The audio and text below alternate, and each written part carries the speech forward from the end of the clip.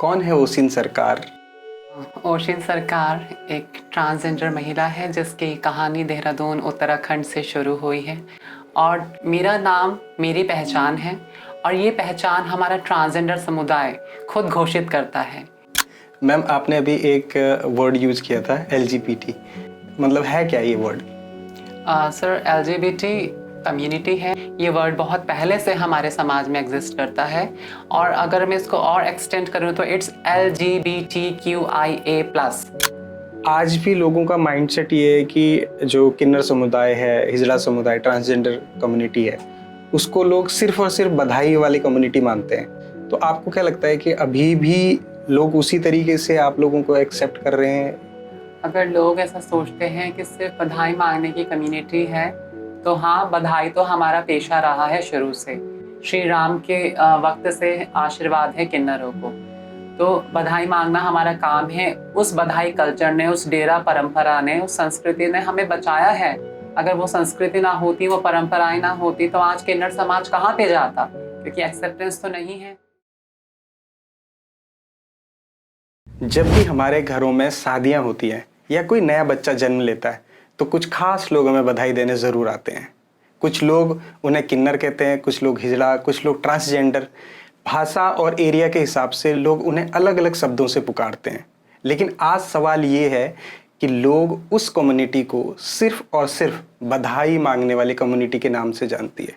लेकिन आज हमारे साथ एक ऐसे गेस्ट हैं, she is all the way coming from Dehradun Uttarakhand, जो इस मिथ को ब्रेक करने में लगी हैं, उस माइंडसेट को चेंज करने में लगी हैं कि ये सिर्फ और सिर्फ कम्युनिटी बधाई नहीं मांगती, उससे उठकर भी बहुत सारी चीज़ें करती हैं जो लोगों को पता नहीं है। मैं स्वागत करता हूं आज के हमारे गेस्ट का, ओसिन सरकार जी का, जो ऑल द वे देहरादून उत्तराखंड से हमारे पास आई हैं अपने बिजी शेड्यूल में से टाइम निकालने के लिए और बहुत सारी इम्पोर्टेंट डिस्कशंस करने के लिए उस कम्युनिटी के ऊपर जिस कम्युनिटी को समाज में आज भी वो दर्जा नहीं दिया जाता जिसकी उन्हें ज़रूरत है। ओसिन जी, बहुत बहुत स्वागत है आज के पॉडकास्ट में। And I am specially glide कि आप ऑल द वे देहरादून से यहाँ पे आई हैं हमारे सेशन में, और आज मुझे लगता है कि ये सेशन बहुत ज़्यादा इंटरेस्टिंग होने वाला है। Thank you so much for coming with me. Thank you sir, नमस्कार। कौन है ओसिन सरकार? क्या है कहानी? ये कहानी कहाँ से शुरू हुई? ओशिन सरकार एक ट्रांसजेंडर महिला है जिसकी कहानी देहरादून उत्तराखंड से शुरू हुई है, जो कि एक बहुत ही खूबसूरत शहर है। और जैसे आप सभी लोगों का जन्म होता है वैसा भी मेरा हुआ है। मेरा जन्म कोई किसी और ग्रह से नहीं हुआ है और मेरा नाम मेरी पहचान है और ये पहचान हमारा ट्रांसजेंडर समुदाय खुद घोषित करता है, क्योंकि आप लोग अपने आप को उन्हीं नामों से जानते हैं जो नाम आपको आपके माँ बाप ने दिए हैं या समाज ने दिए हैं। बट आज के वक्त जब हम 2026 में जी रहे हैं तो हमारे लिए ट्रांसजेंडर पर्सन्स प्रोटेक्शन एक्ट और रूल्स 2019 और 20 है, जहाँ पर आप अपना गिवन नेम और चोजन नेम खुद सिलेक्ट कर सकते हैं। तो ट्रांसजेंडर लोग अपने आप को खुद पहचानते हैं और यही मेरा चोजन नाम है, ओशिन सरकार, जो कि मुझे बहुत अच्छा लगता है। ओसिन सरकार, नाम में सरकार लगा हुआ है, मतलब पावरफुल नेम। जी, क्योंकि मेरा मानना है कि हमारे समुदाय में सभी लोग योद्धा हैं। मैं उनको योद्धा इसीलिए मानती हूँ क्योंकि उन लोगों ने समाज से संघर्ष करके, अपने परिवार से संघर्ष करके अपनी पहचान को आगे रखा है। तो उनसे बड़ा योद्धा कोई नहीं हो सकता है। तो मेरे लिए सभी अधिकारी हैं, सभी सरकार हैं। बहुत अच्छा। मैम, मुझे एक चीज़ और पूछना था। आप एक फाउंडेशन चलाते हैं, द वॉइस ऑफ वॉरियर। नाम बहुत अच्छा है, जैसे आपके नाम के पीछे सरकार लगा हुआ है वैसे ये नाम भी बहुत पावरफुल है। क्या है ये, क्या ऑब्जेक्टिव है इसका? जी, तो हमारा एक संस्था है जिसका नाम है the voice of warriors foundation. अगर हम उसको हिंदी में ट्रांसलेट करें तो आवाज़ योद्धाओं की। तो जैसा कि मैंने पहले ही अभी कहा कि हमारे समुदाय के सभी लोग योद्धा हैं, क्योंकि वो अपने पहचान को आगे रखकर समाज के उन रूढ़िवादी प्रथाओं को तोड़कर आगे आ रहे हैं कि हम अलग हैं, लेकिन हम अलग होने के बावजूद भी गलत नहीं हैं। तो मैं सभी अपने समुदाय के लोगों को योद्धा मानती हूँ कि जो आगे आ रहे हैं, उन बेड़ियों को तोड़ रहे हैं, अपनी पहचान के साथ जीने की कोशिश कर रहे हैं। The voice of warriors foundation Dehradun में 2024 में हमने रजिस्टर किया है और उससे लगभग 10 वर्ष पहले से मैं और मेरे साथ के अन्य लोग जो हमारे the voice of warriors foundation के लोग हैं वो देहरादून उत्तराखंड में LGBT समुदाय स्पेशली ट्रांसजेंडर समुदाय के साथ कार्य करने का प्रयास कर रहे हैं और काफ़ी सारे मुद्दों पर हम लोग कार्य करते हैं। इसीलिए मैं उन सबको योद्धा मानती हूँ जो कार्य कर रहे हैं, लेकिन जो लोग हमारे साथ फाउंडेशन में जुड़े हैं उनको भी मैं योद्धा ही मानती हूँ। मैं कभी उन्हें नहीं कहती कि आप एक NGO, CBO, एक अधिकारी, एक लेवल को हमेशा तवज्जो दें कि नहीं वही हमारे लिए सब कुछ करेंगे, वही हमारे मैडम है, वही हमारे सर है। नहीं, आप सभी योद्धा हैं, इसलिए the voice of warriors foundation. Great, बहुत अच्छा, बहुत अच्छा। मैम, आपने अभी एक वर्ड यूज़ किया था LGBT। यूथ बहुत यूज़ करती है इसको अपने कम्युनिकेशन में और बहुत ज़्यादा, मतलब यूथ ना ऐसे, मतलब जेनजी स्पेशली, मतलब है क्या ये वर्ड? सर LGBT कम्युनिटी है और ये जेनजीज आजकल ज़्यादा यूज़ कर रहे हैं, ऐसा एज सच मैं नहीं कहूँगी। ये वर्ड बहुत पहले से हमारे समाज में एग्जिस्ट करता है और अगर मैं इसको और एक्सटेंड करूँ तो इट्स LGBTQIA+। तो यानी yes, so L stands for lesbian. एक महिला अगर एक महिला से प्यार करती है तो समाज और उसको एक वर्ड दे दिया गया है लेस्बियन। अब वो अपने आप को कुछ भी आइडेंटिफाई कर रहे हैं, वो उनकी मर्जी है, because she is a human. ऐसे ही G स्टैंड्स फॉर गे। अगर एक लड़का एक लड़के से प्यार करता है तो B स्टैंड्स फॉर बाइसेक्सुअल। अगर एक पुरुष या महिला सेम जेंडर की तरफ भी आकर्षित होते हैं और वाइस वर्सा। लेकिन T stands for transgender. Transgender जो है एक अम्ब्रेला टर्म है, एक छाता की तरह है। ट्रांसजेंडर के अंदर transgender male, transgender females, intersex और हिजड़ास आते हैं। और कभी कभी इंटरसेक्स अपने आप को अलग कैटेगरी में डिफाइन कर सकते हैं, इंटरसेक्स में भी ट्रांसजेंडर। और उसके लिए फिर एक अलग से बाद में वर्ड है क्वीर। तो क्वीर कोई भी पर्सन हो सकता है जो अपने आप को समुदाय से मान सकते हैं LGBT, या वो उस समुदाय से जुड़े हुए हों, या वो अपने आप को आइडेंटिफाई कर रहे हैं और जद्दोजहद में हों, तो वो क्वीर हो सकते हैं। अब वर्ड आ सकता है आई, जो कि इंटरसेक्स मैंने यूज किया है। इंटरसेक्स में भी ट्रांसजेंडर्स, और वो अपने आप को आइडेंटिफाई कर सकते हैं अपनी एक उम्र में आने के बाद, जब अपने आप को पहचाने कि हाँ अब मुझे ये पहचानना है कि मैं इंटरसेक्स हूँ, मैं मेल हूँ या फीमेल हूँ, तो उनको ही उनके तरीके से जीने का, रहने का हक और अधिकार होता है। ऐसे ही ए स्टैंड्स फॉर एसेक्सुअल, जिनकी कोई डिजायर्स एज सच नहीं होती हैं, लेकिन जो कम्युनिटी का हिस्सा अपने आप को मानते हो या जुड़े हुए हो किसी प्रकार से साथ में। इसी तरीके से बहुत सारी जेंडर वेरिएशंस और सेक्सुअल वेरिएशंस हो सकती हैं डिपेंडिंग अपॉन द पर्सन। अच्छा, बहुत बड़ा सब्जेक्ट है जी। Very good. मैम, एक क्वेश्चन, जैसे आपने मुझे बताया कि आप ट्रांसजेंडर हैं, ट्रांस वुमेन हैं, तो आप लॉ की पढ़ाई कर रहे हैं और एक प्रैक्टिस में भी जाते हैं, समाज के बीच में आपको रहना पड़ता है। तो कभी ऐसा हुआ है कि समाज आपको आपकी जेंडर के चलते डिस्क्रिमिनेशन आपको झेलनी पड़ी हो, या उस तरीके से आपको नहीं अंडरस्टैंड करता है जैसे बाकी जेंडर्स को करता है, ऐसा होता है? जी बिल्कुल होता है। डिस्क्रिमिनेशन एक मैं ऐसा टैग मानती हूँ जो LGBT समुदाय के साथ, स्पेशली ट्रांसजेंडर समुदाय के साथ चोली दामन का साथ है। क्योंकि डिस्क्रिमिनेशन तब होता है जब हम किसी स्कूल कॉलेज में एडमिशन लेने जाते हैं as a transgender person. Discrimination तब होता है जब हम किराए पर अपने लिए घर ढूंढने जाते हैं। डिस्क्रिमिनेशन तब होता है जब अपनी जेंडर आइडेंटिटी के साथ जीने के लिए हमें घरों से निकाल दिया जाता है या घरों में रहने नहीं दिया जाता है।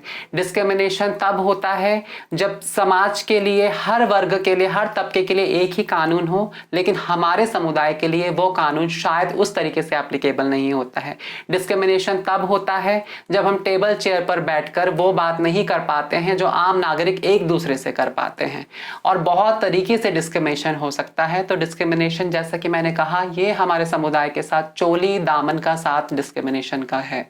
मैं लॉ की पढ़ाई कर रही हूँ और मैं लॉ की छात्रा हूँ। लेकिन जब मैंने अपने ही कॉलेज में एडमिशन लिया था तो वहाँ पर थर्ड जेंडर कैटेगरी था, थर्ड जेंडर कॉलम था, क्योंकि supreme court NALSA versus union of India 2014 में एक जजमेंट आई थी और ट्रांसजेंडर्स को उसमें थर्ड जेंडर रिकॉग्नाइज किया गया था और सेल्फ परसीव्ड आइडेंटिटी को प्रेफरेंस दी गई थी कि अगर हम अपने आप को ट्रांसजेंडर, ट्रांस महिला मान रहे हैं या ट्रांस पुरुष मान रहे हैं तो हम उस कैटेगरी में फॉल होते हैं और उस कैटेगरी को अप्लाई किया जाए हर एडमिशन कोटे पे। तो जो एडमिशन का कॉलम होता है, नॉट कोटा, एडमिशन का जो कॉलम होता है उसमें ट्रांसजेंडर है, बट जो कॉलेजेस की इंटरनल कमेटी है शायद वहाँ पे मेल फीमेल की जगह ट्रांसजेंडर नहीं था जब मुझे अपना आइडेंटिटी कार्ड बनाना था। तो एक छोटा सा इशू मेरे साथ रहा, तो इसके लिए हमने मेन यूनिवर्सिटी को कॉन्टैक्ट किया, मेल किया, तो उसके लिए लेकर के आए। तो वहाँ से खैर उसी कैटेगरी में मुझे पढ़ना था। ऑल्दो कुछ लोगों ने मुझे कहा कि आप मेल या फीमेल कैटेगरी में पढ़िए, तो मैंने कहा नहीं, कि जब मैंने एनरोलमेंट ही एज अ ट्रांसजेंडर किया है तो मुझे एज अ ट्रांसजेंडर ही मेरा आइडेंटिटी कार्ड चाहिए। तो ये भी एक कानून था, ये भी एक लॉ था कि नहीं, जो मैंने एनरोलमेंट किया है मुझे वही चाहिए। और डिस्क्रिमिनेशन मैं बहुत ज़्यादा सदियों से, सालों से, अब जब से मैं पैदा हुई हूँ झेलती आई हूँ, क्योंकि उस पीरियड में मैं अपने घर वालों के साथ भी रही हूँ, उस पीरियड में मैंने घर भी छोड़ा है, उस पीरियड में मैंने किन्नर कम्युनिटी को भी ज्वाइन किया है, उस पीरियड में मैंने डिस्क्रिमिनेशन इतना सहा है कि एक वक्त पे मेरे पास घर मकान नहीं था, खाने को खाना नहीं था और डिप्रेशन था, क्योंकि फैमिली का प्यार साथ में नहीं था, किसी और का प्यार साथ में नहीं था। और जो हमारे समुदाय के लोग होते हैं वो ही एक दूसरे को सपोर्ट कर पाते हैं एक हद तक। तो जितना हमारे समुदाय से सपोर्ट होता है एक दूसरे को, वो सपोर्ट हम एक दूसरे को कर पाते थे। लेकिन उसके बजाय जब हमें एक्चुअल स्टेट पता चलती है कि हम अकेले हैं और फैमिली होते हुए भी नहीं है, तो डिस्क्रिमिनेशन की शुरुआत ही वहीं से हो जाती है, जब कोई इंसान किसी को अकेला देखता है। नहीं, बिल्कुल सही कह रहे हैं मैम। जो लोग कॉमन जेंडर में हैं वो लोग अगर कोई प्रॉब्लम होती है तो माँ बाप के पास जाते हैं, बहन भाइयों के पास जाते हैं। जैसे आपने बताया, उससे ये समझ में आ रहा था आपके पास रोने के लिए कंधा भी नहीं है जी, है ना। इस तरीके की डिस्क्रिमिनेशन है जी। अब आप पढ़ाई कर रही हैं, लॉ की स्टूडेंट हैं, आप सोशल वर्क में हैं, वॉइस ऑफ वॉरियर चला रही हैं। आपको लग रहा है कि अब पढ़ाई जिस हिसाब से लोग एजुकेशन की तरफ बढ़ रहे हैं उस तरीके से सोसाइटी में रिस्पेक्ट बढ़ रही है, या अभी भी वही है जो पहला था? देखिए, आजकल एक बड़ा ही हॉट टॉपिक हो चुका है। लोग बोलते हैं, जैसे हम किन्नर कल्चर से भी मैं बिलोंग करती हूँ, मैं गुरु शिष्य परंपरा का हिस्सा हूँ चंडीगढ़ में। लेकिन लोग बोलते हैं कि आप लोगों की तो एक्सेप्टेंस है, जॉब्स है, एडमिशन्स है। मैं कहती हूँ ठीक है, कॉलम तो आ गया है, वाकई में आ गए हैं, बट व्हाट अबाउट इक्विटी? हम इक्वालिटी की बात कर रहे हैं, बट व्हाट अबाउट इक्विटी? कि अगर आप हमारे लिए सिर्फ कॉलम लाए हैं, 2014 में सुप्रीम कोर्ट जजमेंट देती है, 2019 और 20 में ट्रांसजेंडर पर्सन्स प्रोटेक्शन एक्ट और रूल्स आते हैं, जिनको जेंडर ही 2014 के बाद मिल रहा हो, 2019 में उसके लिए काम हो रहा हो, 20 में एक्ट और रूल बन रहे हो, जिनको पहचान ही अभी मिली है, उनके लिए आप जॉब कब लाएंगे? तो ये कार्य जितने भी स्टेट गवर्नमेंट हैं उनको अपने स्टेट के ट्रांसजेंडर्स के लिए करना चाहिए। काफ़ी सारे ट्रांसजेंडर एक्टिविस्ट ऐसे हैं जो अपने स्टेट में अच्छा काम कर पा रहे हैं और स्टेट गवर्नमेंट उनको सपोर्ट भी कर रही है। जैसे हमारा तमिलनाडु, तेलंगाना में है। साउथ की कुछ स्टेट्स ऐसी हैं जो बहुत प्रोग्रेसिव हैं, जो 1% का रिजर्वेशन ट्रांसजेंडर पर्सनस को दे रहे हैं। कर्नाटका है आई थिंक। तो ऐसे प्रोग्रेसिव स्टेट्स भी हैं, बट हमें और काम करने की ज़रूरत है अवेयरनेस और सेंसिटाइजेशन के लिए, क्योंकि समाज की जो सोचने का नज़रिया है वो भी अभी काफ़ी हद तक पुराने जैसा ही रहा है। तो समाज को अपना नज़रिया बदलने की ज़रूरत है। हम कहते हैं कि एक्सेप्ट कर लिया है, बट कहाँ? क्या कोई समाज का इंसान, जैसे हम बधाई लेने जाते हैं, जब वो टोकते हैं कि आप क्यों आए हैं, आपके लिए तो जॉब है, एजुकेशन है, तो मैं बोलती हूँ ठीक है, जॉब है ना, शुरुआत यहीं से करते हैं। क्या आप अपने घर में मुझे मेड का नौकरी देंगे? क्या मैं आपके बच्चों को पढ़ा सकती हूँ? तो उसमें वो लोग कंफ्यूज हो जाते हैं। तो एक्सेप्टेंस तो वहीं पे दिख जाती है। तो एक्सेप्टेंस बहुत बड़ा और बहुत फार अवे टॉपिक है। आई थिंक उस पर बहुत काम करने की ज़रूरत है। मतलब एजुकेशन बढ़ गई लोगों में, लेकिन अभी एक्सेप्टेंस और अवेयरनेस की अभी भी कमी है। जी मैम, जैसे आपने बताया कि काफ़ी डिस्क्रिमिनेशन होता है, बचपन से आपके साथ हुआ, फैमिली से अलग रहना पड़ा, लेकिन उसके साथ साथ आपने मास्टर तक की पढ़ाई की, उसके बाद लॉ कर रहे हैं, फाउंडेशन चला रहे हैं, इतना सब कुछ किया, बिल्कुल अकेली रह के, अलग रह के, कुछ खास लोगों की आपकी लाइफ में ज़रूर सपोर्ट रही होगी। कौन है वो लोग? जी, देखिए, चंडीगढ़ आने का एक जर्नी है और बहुत कम शब्दों में वो जर्नी बयां भी नहीं की जा सकती, लेकिन शायद आज आपके माध्यम से मैं कुछ बता पाऊँ अपने दिल की बात। क्योंकि मैं 2016 में चंडीगढ़ आई तो यहाँ पर एक फ़ैशन शो था, ट्रांसजेंडर फ़ैशन शो, जो कि क्रू मेंबर्स ने करवाया था और जिसको हेड कर रही थी जो हमारी पंजाब यूनिवर्सिटी चंडीगढ़ की पहली ट्रांसजेंडर स्टूडेंट हैं, एमएक्स धनंजय चौहान मैडम। सो उनसे मेरी मुलाकात हुई, लॉ ऑडिटोरियम में वो फंक्शन था। तो मैं पहली बार चंडीगढ़ आई तो आई वाज सरप्राइज कि मैं सेकंड रनर अप रही उसमें, सो उस फैशन शो में। तो उसके बाद जब मैं उस ऑडिटोरियम से बाहर निकली तो मेरे मुंह से एक बात, एक शब्द ऐसा निकला कि मुझे भी काश मैं इस यूनिवर्सिटी में पढ़ पाती, मुझे भी पढ़ना है। तो उसके कुछ वक्त बाद ही जो हमारी धनंजय मैम हैं, जो बेसिकली हमारे उत्तराखंड से बिलोंग करती हैं, उनका मुझे कॉल आया। उन्होंने मुझे बताया कि हम ट्रांसजेंडर्स के लिए ऐसे ऐसे हिस्ट्री क्रिएट करना चाहते हैं, मूवमेंट स्टार्ट कर रहे हैं। इवन शी हैड स्टार्टेड, सो आप लोग भी इसका हिस्सा बने और आए, एडमिशन लें, पढ़ाई करें। तो मैंने कहा दीदी बहुत चैलेंजेस होंगे, तो दीदी ने कहा कोई बात नहीं, मिलके हर चैलेंजेस के साथ लड़ा जाएगा, मिलके हर चैलेंजेस को सॉल्व करेंगे। तो फिर मैं चंडीगढ़ आई और मैंने पहली बार certificate course in German language में एडमिशन लिया और मुझे धनंजय मैम का ही पूरा सपोर्ट रहा, बिकॉज़ अपनी आइडेंटिटी के साथ पढ़ना। काउंसलिंग के वक्त मैं एक साड़ी पहन के आई, तो वो वक्त ऐसा था कि I was feeling proud, proud in my heart. मेरे दिल में मैं प्राइड फील कर रही थी कि कितना अच्छा है, अपनी आइडेंटिटी के साथ अब मैं पढ़ पाऊँगी। एंड उसका पूरा श्रेय धनंजय मैम को जाता है। हम कहते हैं कि हमें दूसरों के लिए जीना है, दूसरों के लिए जीना चाहिए, दूसरों के लिए लड़ना है, बट एक्चुअल में वो चीज़ मैंने चंडीगढ़ में आके सीखी है धनंजय मैम के साथ, because she is the person जिनकी वजह से पंजाब यूनिवर्सिटी में ट्रांसजेंडर्स के लिए सेपरेट वॉशरूम्स बने हैं और साथ ही साथ हॉस्टल फैसिलिटी है जो बिल्कुल फ़ी वेरियर है। बिल्कुल आपकी शिक्षा है वो बिल्कुल निःशुल्क है, उसमें कोई भी किसी प्रकार का खर्चा नहीं है और हर डिपार्टमेंट में ट्रांसजेंडर पर्सन के लिए एक सीट को रिजर्व किया गया है। और ये लड़ाई धनंजय मैम ने लड़ी है और उनके साथ आकर के उनका हिस्सा हम बन पाए उस लड़ाई का। तो यहाँ से हमने सीखा कि कैसे जो है शिक्षा के रास्ते खोलने हैं, क्योंकि I think education is the most important thing for one person. So उनका बहुत बड़ा रोल रहा है और अभी तक वो मेरे साथ हैं, मैं उनसे जुड़ी हुई हूँ। और जो वॉरियर निकले हैं उत्तराखंड के लिए, वो वॉरियर तैयार चंडीगढ़ में हुए हैं, वो वॉरियर धनंजय मैम के हैं और जो जाके अपना देहरादून में काम कर पा रहे हैं, कुछ करने का प्रयास कर रहे हैं, काफ़ी हद तक थोड़ा सफल भी हो पा रहे हैं और उसका सारा श्रेय धनंजय मैम को जाता है। बहुत बढ़िया मैम। मुझे भी धनंजय मैम से मिलने का मौका मिला था, लास्ट टाइम मैंने उनके साथ पॉडकास्ट किया था। तो उन्होंने बड़ी अच्छी चीज़ें बताई मुझे कि जैसे छत है, नीचे फाउंडेशन है, तो बीच में वॉल्स हैं। तो वी आर वॉल्स, मेल है, फीमेल है, तो बीच में हम लोग भी हैं, ट्रांसजेंडर। तो उन्होंने अपने आप को बड़ी अच्छी तरह इंट्रोड्यूस किया था, I am not a woman, I am a super trans woman. तो वो हैं और मुझे लगता है कि वो रोल मॉडल हैं आपकी कम्युनिटी के लिए, बहुत सारी चीज़ें कर रहे हैं और मुझे भी मौका मिला उनसे मिलने का। आई एम रियली ग्रेटफुल कि वो आप लोगों के लिए और इस जनरेशन के लिए ये सब कर रही हैं। बहुत अच्छा लगता है ऐसे लोगों को मिलके।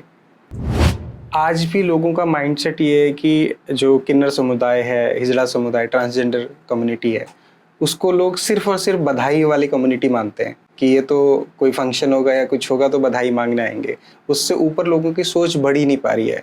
तो आपको क्या लगता है कि अभी भी लोग उसी तरीके से आप लोगों को एक्सेप्ट कर रहे हैं, उसको चेंज करने की ज़रूरत नहीं है? जी, अगर लोग ऐसा सोचते हैं कि सिर्फ बधाई मांगने की कम्युनिटी है, तो हाँ, बधाई तो हमारा पेशा रहा है शुरू से। श्री राम के वक्त से आशीर्वाद है किन्नरों को, तो बधाई मांगना हमारा काम है। उस बधाई कल्चर ने, उस डेरा परंपरा ने, उस संस्कृति ने हमें बचाया है। अगर वो संस्कृति ना होती, वो परंपराएं ना होती, तो आज किन्नर समाज कहाँ पे जाता, क्योंकि एक्सेप्टेंस तो नहीं है। अगर वो एक्सेप्टेंस की बात करते हैं तो अभी तो पुरुष और महिलाओं के लिए हमारी भारत सरकार उतनी उस तरीके से अपना नौकरियों का जो है अरेंजमेंट नहीं कर पा रहे हैं। तो किन्नर समाज के लिए कैसे करेंगे? तो वही चीज़ है कि वो परंपराएं हैं जिन्होंने हमें सिक्योर किया है। और किन्नर सिर्फ आपके घर से ये नहीं है कि बधाई लेके जाते हैं, पैसे लेके जाते हैं, बदले में आपको खूब सारी दुआ आशीष दे करके जाते हैं। और बदले में आपकी अलाएं बलाएं, हारी बीमारी, दुख परेशानी सबको अपने पल्ले की गांठ से बांध कर दूर लेकर जाते हैं, दिल से दुआएं करते हैं, दिल से आशीर्वाद देते हैं। लेकिन अब समाज धीरे धीरे बदल रहा है। उसी के साथ हमारे जो कुछ किन्नर लोग हैं, किन्नर डेरे हैं हमारे, वो लोग एजुकेशन को प्रमोट कर रहे हैं, अपने बच्चों को पढ़ा लिखा रहे हैं ताकि मेन स्ट्रीम में आ पाएँ। और एक दिन हम भी समाज के साथ जुड़ करके खड़े हो सकें। क्यों ना हमारे रिप्रेजेंटेटिव पार्लियामेंट में हो, क्यों ना हमारे रिप्रेजेंटेटिव गवर्नमेंट में हो, जो किन्नर बैठ के हमारे हक और अधिकारों की बात कर पाए कि किस तरीके से सदियों से किन्नर समाज ने जो सहा है, जो हमारे साथ दिक्कत परेशानियां जुड़ी रही हैं एक्सेप्टेंस वर्ड को लेकर, उस गैप को और समाज के गैप को कम कर पाए। तो इसीलिए हमें अपने किन्नर समाज के लोगों के लिए भी अच्छा सोचना है, उनकी परंपराओं को भी सुरक्षित रखना है, लेकिन साथ में जैसे हमारा किन्नर समुदाय मुख्य धारा के साथ कदम से कदम मिलाकर आगे बढ़ने का प्रयास कर रहे हैं, अपने बच्चों को पढ़ा लिखा रहे हैं और चाहते हैं कि सदन में, पार्लियामेंट में हमारा भी एक किन्नर रिप्रेजेंटेटिव हो, तो बिल्कुल होना चाहिए। और इस तरीके से समाज को भी अपनाना होगा, सोचना होगा, सोचने का थोड़ा सा नज़रिया बदलना होगा। नहीं, ये अब सिर्फ वही लोग नहीं रह गए हैं। बधाई और गुरु शिष्य परंपरा के साथ साथ ये लोग समाज में भी योगदान दे रहे हैं। और जैसे गरीब बेटियों की शादी होती है, और हमारा अभी कोरोना कोविड काल रहा, तो उसमें भी किन्नर समुदाय ने बढ़ चढ़कर अपने इलाकों में, अपने एरियाज़ में और भारत सरकार के साथ मिलकर हिस्सा लिया। राशन डिस्ट्रीब्यूशन का कार्य हमारे किन्नर समुदाय द्वारा कोविड के टाइम पे किया गया, बहुत ज़्यादा किया गया है। और उसके साथ साथ जो डेरा कल्चर होते हैं, किन्नर परंपराएं होती हैं, उनमें नियम होता है कि कोई भी अगर फ़कीर आते हैं तो वो खाली नहीं जाते।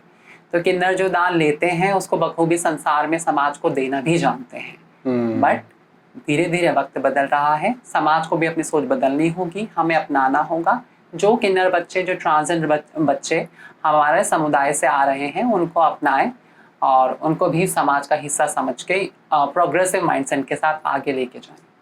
बिल्कुल सही है। अगर हम बाकी देशों से अपने कंट्री में, कम्युनिटी में, कंट्री में इन कम्युनिटीज़ को कंपेयर करें, जैसे अभी मैंने कुछ दिन पहले पढ़ा था कि नीदरलैंड के में जो पीएम बने हैं वो गे प्राइम मिनिस्टर बने। आपको लगता है कि मतलब कभी ऐसा भी होगा इंडिया में कि यहाँ तक भी इस कम्युनिटी की रीच जाएगी? देखिए, सबसे पहले तो मुझे बहुत खुशी है कि एक समलैंगिक इंसान जिनका नाम रॉब जेटन है, वो हमारे प्राइम मिनिस्टर बने हैं नीदरलैंड्स में। मैं उनको दिल से बधाई देना चाहूँगी। और अगर हम बात करें अपने भारत की, तो भारत में अभी अवेयरनेस और सेंसिटाइजेशन की कमी है। कहीं ना कहीं एलजीबीटीज़ को इग्नोर किया जाता है। लेकिन मुझे उम्मीद है कि शायद भारत में कभी ऐसा होगा कि हर तबके का, हर समुदाय का, हर वर्ग का इंसान सरकार में, समाज में हमारा अधिवक्ता हो और जो हमारे हकों की बात कर सके। एंड रिसेंटली वेस्ट बंगाल में हमारे एलजीबीटी समुदाय से सुप्रीम कोर्ट की एक बहुत अच्छी लॉयर मेनका गुरुस्वामी, जो कि टीएमसी पार्टी से जिन्हें इलेक्ट किया गया है, वो मेंबर ऑफ पार्लियामेंट बनी हैं। सो धीरे धीरे ये चेंज हमारे भारत में भी आ रहा है। आई थिंक ये चेंज बहुत आगे तक जाएगा और प्रोग्रेसिव माइंडसेट के साथ, समुदाय के साथ कदम से कदम मिलाकर हमारा समुदाय भी चल रहा है। Very nice, very nice. मुझे लग रहा है कि टाइम लगेगा बट होगा। जी बिल्कुल। और इसके लिए very thankful to TMC party कि that they considered a person from who is coming from our LGBTQ community. So I hope कि जब वो कम्युनिटी से रिप्रेजेंट कर रहे हैं या करेंगे, सो वो बिना किसी पक्षपात के और अच्छे से हमारे समुदाय को रिप्रेजेंट कर पाएंगे, क्योंकि अब हमारा बंदा, अब हमारे समुदाय के इंसान वहाँ पर बैठने लगे हैं, आने लगे हैं। सो या that's a proud thing for India, proud achievement for India. Great. Ma'am, आपको क्या लगता है कि 3 कौन सी ऐसी चीज़ें हो सकती हैं जो हमारे ट्रांसजेंडर कम्युनिटी को मिल जाएं तो वो भी बाकी जेंडर्स की तरह नॉर्मल लाइफ जी सकते हैं? बिल्कुल सर, सबसे पहली चीज़ है एजुकेशन। क्योंकि एजुकेशन एक ऐसी चीज़ है, अगर वो कोई भी व्यक्ति प्राप्त कर लेता है तो अपना पूरा जीवन वो अच्छे से व्यतीत कर सकते हैं। लेकिन एजुकेशन के बाद हमें इक्वल अपॉर्चुनिटीज कैसे मिलेंगी। आज कॉलम आ गया है, वक्त बदल रहा है ट्रांसजेंडर अदर्स के लिए, हिजड़ा समुदाय के लिए, कि वो जा कर के पढ़ें, but what about opportunity, what about reservations, what about horizontal reservation. तो एक जो सबसे अहम मुद्दा मैं मानती हूँ एजुकेशन, लेकिन उसके लिए इक्वल अपॉर्चुनिटीज़ भी होना ज़रूरी है। दूसरा है शेल्टर। जब एक ट्रांसजेंडर किन्नर बच्चे को घर से निकाल दिया जाता है या मजबूर होकर के उसको घर छोड़ना पड़ता है, तो उसके पास कोई छत नहीं होती है। फिर वही किन्नर डेरे होते हैं जो उस बच्चे को आसरा देते हैं, और वहाँ पर उन परंपराओं में रहकर हम बहुत कुछ सीखते हैं, बहुत कुछ अच्छी चीज़ें भी हैं। लेकिन अगर वो हमें ना अपनाते तो क्या होता, वो शेल्टर ना होता तो क्या हम जिंदा रह पाते, या क्या हमारे साथ सब कुछ बहुत अच्छे से चल पाता, क्या वो डिस्क्रिमिनेशन वाला टैग हट पाता, तो उस चार दीवारी में जाकर भी कहीं ना कहीं हम सेफ रह पाए। तो पहला एजुकेशन में कहूँगी, एजुकेशन के लिए लेकिन ज़रूरी है इक्वल अपॉर्चुनिटीज़। और दूसरा है सर शेल्टर। शेल्टर भी नहीं होगा तो फिर भी ट्रांसजेंडर पर्सन जो हैं वो आगे नहीं बढ़ पाएंगे। और सर जो तीसरा है वो है हेल्थ, क्योंकि जो ट्रांसजेंडर पर्सन की हेल्थ होती है उनको हार्मोनल इश्यूज़ बहुत ज़्यादा होते हैं। अच्छा। और मेंटल साइकेट्रिक इश्यूज़ बहुत ज़्यादा हो सकते हैं। जेंडर डिस्फोरिया का लेटर एक लेना पड़ता है अगर आपको SRS के अंडर जाना है, या सेगमेंट सर्जरीज़ के थ्रू, या करेक्शन सर्जरीज़ के लिए जाना होता है। तो वो चीज़ें ज़रूरी हैं, लेकिन उन हेल्थ केयर को, वो हेल्थ केयर कैसे मिल पाएंगे ट्रांसजेंडर पर्सन को, उसके लिए ट्रांसजेंडर पर्सन को खुद भी अवेयर और सेंसिटाइज होना पड़ेगा। तो उसके लिए जो हमारे एक्टिविस्ट हैं और कुछ हमारी संस्थाएं हैं वो काम करती हैं, तो they came to know about them. But health भी एक मेन कंसर्न है, एक मेन मुद्दा है, क्योंकि अगर हॉस्पिटल में एक ट्रांसजेंडर पर्सन जाते हैं तो शायद उनके साथ डिस्क्रिमिनेशन हो सकता है। जिस तरीके से एक मेल और फीमेल को ट्रीट करते हैं शायद ट्रांसजेंडर पर्सन को ना करें। मोरओवर कुछ लोग कहेंगे हम इक्वल ट्रीट करते हैं, बट जो हमारे समुदाय से, हमारे जो कम्युनिटी के एक्सपीरियंस निकल करके आते हैं, तो जब हम उनको सुनते हैं वो बहुत दर्दनाक होते हैं। तो एजुकेशन और शेल्टर और हेल्थ, ये तीनों मेन कंसेप्ट है, लेकिन equal opportunities, equal respect and equity, ये बहुत ज़रूरी है, तभी हम आगे बढ़ पाएंगे। तो ये तीन चीज़ आई थिंक बहुत ज़रूरी है। बहुत अच्छा, ये 3 नीड्स तो बहुत ज़रूरी हैं, मुझे भी समझ में आ रहा है। मैम, आपने बताया कि आप भी किसी डेयरी से एसोसिएटेड हैं, गुरु शिष्य परंपरा में हैं। कैसी होती है लाइफ वहाँ पे? क्या होते हैं प्रोसेस? कैसे कौन जाता है डेरे में? कौन किसको एक्सेप्ट करता है? जी, तो डेरे में जो लोग जाते हैं उनकी किस्मत शायद उन्हें वहाँ ले जाती है, क्योंकि अगर कोई हाथी का बच्चा है जंगल में तो वो हाथी अपनी माँ को ढूंढते हुए वो बच्चा अपनी माँ तक पहुँच जाएगा। बट लेकिन डेरे वाले सबको कबूलते हैं, सबको रिस्पेक्ट करते हैं, रखते हैं। और मेरे गुरुजी का नाम काजल मंगलमुखी है, और हमारा डेरा चंडीगढ़ मनीमाजरा में है, बहुत पुराना डेरा है। और वहाँ पर जो लाइफ है वो बहुत इंटरेस्टिंग है, बहुत अमेजिंग है। और ऐसा ही होता है क्योंकि गुरु शिष्य परंपरा वहाँ पर चलती है। वहाँ पर मुझे एजुकेशन के लिए सपोर्ट मिला है, शेल्टर भी मिला है, प्यार मोहब्बत सब कुछ मिला है। बट कहीं ना कहीं कुछ प्रॉब्लम्स आती हैं, क्योंकि जो मेरे साथ वाले लोग थे जिस वक्त मैं पढ़ती थी, उस टाइम मेरे गुरु के गुरु यानी नीलम महंत जी उस टाइम मौजूद थे। और फिर जो मेरे साथ वाले लोग थे तो कभी कभी ऑब्जेक्शन करते थे कि इसको फ्री का खाना है, ये कॉलेज जाएगी, ये पढ़ाई करेगी, तो हम ऐसे सपोर्ट नहीं करेंगे, हम कमा के लाते हैं, ये खाती है। तो they used to fight with me, और वो दादी को भड़काते थे कि देखो आज उसने ऐसे कर दिया, वो कॉलेज जा रही है, वो ऐसा हो रहा है, वैसा हो रहा है। सो मेरी गुरु जितनी ओपन माइंड की थी शायद मेरी दाद गुरु नहीं थी, लेकिन फिर भी वो बहुत सपोर्टिव थी। आज वो हमारे साथ नहीं है, दुनिया में नहीं है, लास्ट ईयर वो हमको छोड़ चुकी हैं, लेकिन उनके हाथ का बनाया खाना मुझे आज भी याद है। वो जिस तरीके से मुझे इडली पैक करके डब्बे में दिया करती थी, और मैं उसको अपनी यूनिवर्सिटी में, पंजाब यूनिवर्सिटी में, कॉलेज में जाके लंच टाइम पे खाती थी, and my classmate used to eat with me, और कहते थे कितना टेस्टी खाना है, बहुत टेस्टी खाना लाई हो, बहुत टेस्टी इडलीज हैं। सो वो भी मुझे याद है, जितना वो कर सकती थी, क्योंकि वो भी पुराने टाइम से ताल्लुक़ रखती हैं और पुरानी परंपराओं से ताल्लुक़ रखती हैं, वो समाज से ताल्लुक़ रखती हैं, उस वक्त से ताल्लुक़ रखती हैं जब ट्रांसजेंडर पर्सन्स की कोई एक्सेप्टेंस नहीं थी। जब ये छोड़ के तो आप कहीं नहीं जा सकते, और वो बात सत्य थी कि ये डेरा कल्चर छोड़ के जब आप इस कल्चर में आ चुके हैं और आप ऐसे हैं, समाज ने आपको हिकारत की नज़र से देख रहा है, माँ बाप ने आपको निकाल दिया है, आप निकल गए हैं, तो आप जाएंगे कहाँ? एक्सेप्टेंस नहीं थी, एजुकेशन नहीं थी, कोई जॉब नहीं थी, और अभी भी वही हाल है, इतना कुछ हमारे कम्युनिटी के लिए नहीं है। तो Dera is the safest place I think. कुछ रीति रिवाज होते हैं, उनको फॉलो करना पड़ता है। कभी कभार कुछ चीज़ें ऐसी होती हैं, जैसे मैंने आपको बताया कि मेरे जो और लोग साथ में हैं वो उन चीज़ों को सपोर्ट नहीं कर पा रहे थे या समझ नहीं पा रहे थे कि हम कमा के ला रहे हैं, ये पढ़ रही है, ऐसे वैसे। लेकिन मैं हमेशा से कल्चर का पार्ट रही हूँ कि उस कल्चर ने, उस परंपरा ने मुझे खाने को रोटी दी है, पहनने को कपड़ा दिया है और मुझे एजुकेशन भी मिली है। सभी का प्यार स्नेह रहा है साथ में, तो हम कल्चर को भी नहीं भूल सकते हैं। हंसी मजाक चलती है कभी? हंसी मजाक भी चलती है। और कभी कभी कुछ लोग हमारे पास आते हैं जो हमारे समुदाय से होते हैं कि ऐसा हुआ है, वैसा हुआ है, या लोग हमसे पूछते हैं कि वायलेंस हुआ है, इस तरीके के से हुआ है। तो हमारे डेरे में खैर टचवुड कभी ऐसा कुछ नहीं हुआ। बहुत ओपन माइंडेड रही, हमारे गुरु खुद ओपन माइंडेड हैं, एजुकेशन को सपोर्ट करती हैं। और काफ़ी बार कॉन्फ्लिक्ट्स होते हैं एरिया को लेकर, या कोई अपने में से ऐसा अलग हो जाता है इंसान। तो हमारा ये कहना है, जो परंपराएं सदियों से चल रही है, जो एक न्याय व्यवस्था सुचारू रूप से चल रही थी कि इस एरिया में, इतने एरिया में बुजुर्ग लोग बना के गए थे, इतने लोग रहें, तो उनको रहना चाहिए। बट आजकल कॉन्फ्लिक्ट सुनने में आते हैं, कुछ लोगों ने कल्चर को बिजनेस बना लिया है, तो वो चीज़ें भी गलत हैं। किन्नर परंपराएं सालों से एग्जिस्ट करती हैं और उनको उन्हीं तरीके से रहने दिया जाए। लेकिन कुछ जगह हाँ, कभी कभी कॉन्फ्लिक्ट्स होते हैं, वायलेंस होते हैं, वो भी सुनने में आता है और वो शायद हमारे गुरु ने भी फेस किया है। तो ये चीज़ें थोड़ी सी हैं। जैसे अगर मेरे दिमाग में ये जनरल क्वेश्चन आया, अगर सपोज मान लिया जाए इस तरीके के डेरे नहीं होते, समाज उस बच्चे को एक्सेप्ट कर नहीं रहा, फैमिली ने उसको निकाल दिया, वो जाता कहाँ?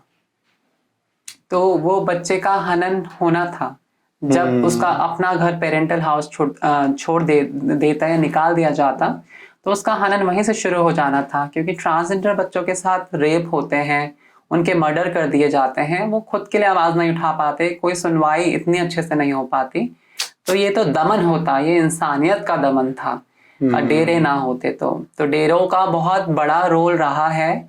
और मैं हर डेरे को बुरा नहीं कहना चाहूँगी, क्योंकि देखिए हर समाज में, हर वर्ग में, हर तबके के, हर तरीके के लोग रहते हैं। अगर एक पुरुष राम है तो एक पुरुष रावण भी है, अगर एक स्त्री सीता है तो एक स्त्री शूर्पणखा भी है। ऐसे ही हमारे समुदाय में है। तो हम हर किसी को बुरा नहीं बोल सकते, हर किसी को अच्छा नहीं बोल सकते, लेकिन इन परंपराओं ने, इन डेरों ने बहुत लोगों को आसरा दिया है। बहुत सही है, बहुत सही है। मैम, मेरा एक लास्ट क्वेश्चन है कि जो हम थर्ड जेंडर की बात कर रहे हैं, ट्रांसजेंडर कम्युनिटी, इसको एक्सेप्टेंस की ज़रूरत है या इस टॉपिक को अवेयरनेस की ज़रूरत है? बिल्कुल सर, एक्सेप्टेंस तभी हो पाएगी जब लोग अवेयर होंगे। अवेयरनेस और सेंसिटाइजेशन की बहुत कमी है कि ट्रांसजेंडर पर्सन है कौन, LGBTQIA कम्युनिटी क्या है, क्यों ये लोग सड़कों पर निकलते हैं, रैलियां करते हैं, या बधाई कल्चर में है, या इस तरीके से इनके आए दिन मतभेद सामने आते रहते हैं। तो बहुत कुछ है जो जानना है, that need to be informed, and उसके लिए अवेयरनेस और सेंसिटाइजेशन की बहुत कमी है। सबसे पहले आई थिंक टॉपिक यही है कि लोग अवेयर हों। जब लोग अवेयर हो जाएंगे, जब लोग चीज़ों को समझने लगेंगे, सेक्सुअलिटीज़ को समझने लगेंगे, जेंडर आइडेंटिटी को समझने लगेंगे, कल्चर को समझेंगे, परंपराओं को समझेंगे, तो ही वो इस चीज़ का निचोड़ और निष्कर्ष निकाल पाएंगे कि क्या सही है, क्या गलत है। और तभी उनको पता चलेगा कि they are not different people, and if they are different then different is not wrong. तो तभी वो एक्सेप्टेंस आ पाएगी। तो एक्सेप्टेंस का टैग आई थिंक सबसे बड़ा टैग है जिसकी हमें ज़रूरत है, लेकिन उसके लिए अवेयरनेस होना बहुत ज़्यादा ज़रूरी है। बहुत सही आपने बोला। ओशीज सरकार जी, आप आए, इतने ओपनली हमने डिस्कशन किया इस टॉपिक पे। मुझे लगता है कि हमने डेरा परंपरा को डिस्कशन किया, हमने अवेयरनेस की बात की, हमने LGBT की बात की, हमने और भी डिस्कशंस करी, और आपने बहुत अच्छी तरह इजीली उन सब चीज़ों को समझाया। आपने अपनी जर्नी के बारे में बताया, आपने बहुत सारा हमें टाइम दिया। इस सब के लिए बहुत बहुत धन्यवाद। Thank you sir, thank you so much, it's my pleasure.